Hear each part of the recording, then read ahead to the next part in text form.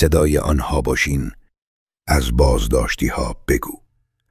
برای هادی نیکبخت و فضل الله نیکبخت، 2 برادر اهل گلپایگان، با اتهام افساد فی الارض حکم اعدام صادر شده است. به گفته خانواده این زندانیان، قاضی پرونده پیشتر از صدور حکمی بین 1 تا 5 سال حبس خبر داده بود، اما پس از دخالت نهادهای امنیتی و برخی مقامهای محلی این حکم به اعدام تغییر یافته است.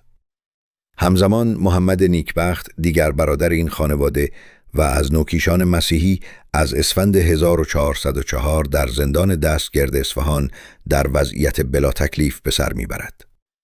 این 3 برادر پیشتر نیز به دلیل فعالیت‌های سیاسی و اجتماعی بارها بازداشت و زندانی شدند و اکنون جان آنان، به ویژه هادی و فضل الله نیکبخت، با خطری جدی روبرو است. از سرنوشت آنان بپرسیم، صدایشان باشیم و اجازه ندهیم نامشان در سکوت گم شود.